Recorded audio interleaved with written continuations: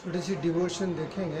भजन संहिता 103:6 वचन से पहले 5 वचन यीशु मसीह के विषय में दिया है हमारे लिए कि यीशु मसीह क्या करता है। पहले मैंने किया है, लेकिन मैं 6 वचन से करता हूँ।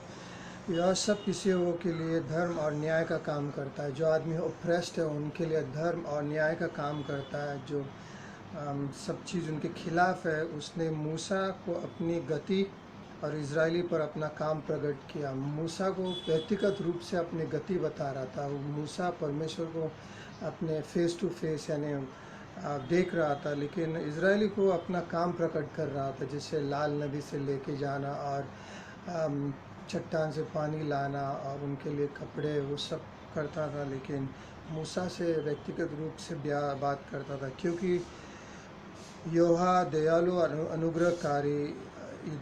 अनुग्रहकारी है, विलम्ब से कोप करने वाला, लेकिन बहुत कम गुस्सा परमेश्वर उसी स्नेह आता है, और अति करुणामय, बहुत मर्सीफुल है।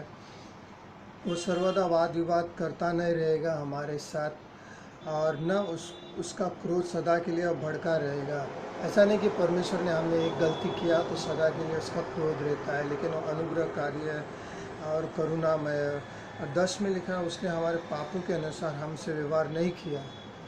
हम जो पाप करते हैं उसके अनुसार व्यवहार नहीं किया, यीशु को दे दिया, लेकिन उसके बाद भी हम लोग गलती करते हैं तो फिर भी वो नहीं करता है। ना हमारे अधर्म के कामों के अनुसार हमें बदला लिया है, और हमारे अधर्म के काम देखकर उसने वैसा बदला नहीं लिया। और 11 में लिखा है, जैसे आकाश पृथ्वी के ऊपर ऊंचा है, वैसा ही उसका करुणा उसके दरवायु के ऊपर प्रबल है। जैसे आकाश और पृथ्वी, उतना उसका करुणा हमारे लिए है। उसका कोई गिनती नहीं है उसका करुणा। और 12 में लिखा है, उदयाचल अस्ताचल से जितनी दूर है, east is from the west, और उसने हमारे अपराधों को हमसे उतना ही दूर कर दिया है। हम लोग देख नहीं सकते, ईस्ट और वेस्ट का कोई पॉइंट नहीं है, गोल है ना।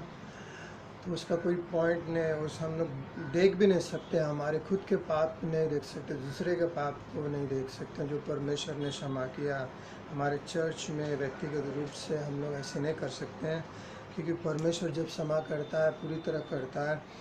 और 13 वचन में लिखा, जैसा पिता अपने बालकों पर दया करता है, वैसे ही यूहन्ना ने अपने डरवायु पर दया किया है। हमें वैसी दया किया है जैसे पिता अपने बालक पर दया करता है, क्योंकि वो हमारी सृष्टि जानता है और उसके स्मरण रहता है कि मनुष्य मिट्टी है। हमारे पूरी तरह से सृष्टि को जानता है और जानता है कि आदमी मिट्टी है, आदमी में कुछ है नहीं। लेकिन मनुष्य की आयुष घास के समान होती है, वो मैदान के फूल के समान फूलता है, जो पवन लगते ही ठहर नहीं सकता और वह अपने स्थान में फिर मिलता है।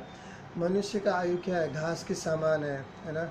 मैदान जैसा फूल फूलता है वैसे, और फिर बाद में हवा चलता है तो फिर फूल गिर के सब कुछ मुरझा जाता है। परंतु यहोवा की करुणा उसके ढरवायु पर युगान युग है। हमारे ऊपर उसका करुणा युगान युग है, और उसका धर्म उनके नाती पोते पर भी प्रकट होता रहता है। पूरे जनरेशन में, आने वाले जनरेशन पे प्रकट होता है। यह न तो अपनी सियासन 18 में लिखा था, उन पर जो उसकी वाचा का पालन करते हैं और उसके उपदेशों को स्मरण करके उन पर चलते हैं। जो उसका वाचा को पालन करते हैं उस पर चलते हैं, परमेश्वर का कृपा और परमेश्वर का अनुग्रह और परमेश्वर हमारा साथ देता है। यूहन्ना ने तो अपनी सिंहासन स्वर्ग में स्थिर किया है, और उसका राज्य पूरी सृष्टि पर है। वो स्वर्ग में है, लेकिन उसका राज्य सृष्टि पर है। आज सभी चीज़ को हम देखते हैं, उसके ऊपर परमेश्वर है। हमें कभी ऐसा नहीं सोचना है दुष्ट ये है, दुष्ट वैसा है। सभी के ऊपर परमेश्वर है। कोई आदमी उसके सामने टिक नहीं सकता, भले वो कुछ भी करे परमेश्वर के खिलाफ। और आने वाले समय में एक समय आएगा, परमेश्वर सभी चीज़ पे राज करेगा, उसका राज होगा। 20 में लिखा है, हे यहोवा के दूतों, तुम जो बड़े वीर हो और उनके वचन के मानने से उसकी पूरी करते हो, उसके धन्य कहो। एंजल्स यानी स्वर्गदूत उसकी कहना मानते हैं। हे यहोवा की सारी सेनाओं, हे उसके टहलुओ, तुम भी उसकी इच्छा पूरी करते हो, उसकी धन्य करो। उन लोग सब उसकी इच्छा करते हैं, पूरी करते हैं। इब्रानी 1:14 में लिखा है, परमेश्वर ने हमें भी स्वर्गदूत दिया है, और परमेश्वर स्वर्गदूत हमारे लिए दिया है, ताकि हम भी परमेश्वर की इच्छा पूरी कर सके। हमारे व्यक्तिगत रूप में एक स्वर्गदूत सभी को दिया है, हमें बचाते हैं, हमें कुछ समय हमारे साथ देते हैं। और हे यहोवा की सारी सृष्टि उसके राज्य के सब स्थानों में उसका धन्य कहो। हे मेरे मन, तू यहोवा का धन्य कहो, सभी स्थानों में यहोवा का धन्य कहो। हे मेरे मन, उसके धन्य कहो और परमेश्वर का धन्य हो ना। ये भजन संहिता पढ़िए, बहुत अच्छा भजन संहिता है, उसको मनन कीजिए। मैं उसको बहुत दिन से मनन कर रहा हूँ। ये भजन मनन करने से परमेश्वर हमारे व्यक्तिगत जीवन में बहुत कुछ करता है। धन्यवाद परमेश्वर, धन्यवाद देते हैं समय के लिए। आपके पुत्र यीशु मसीह के नाम में प्रार्थना करते हैं, आमीन।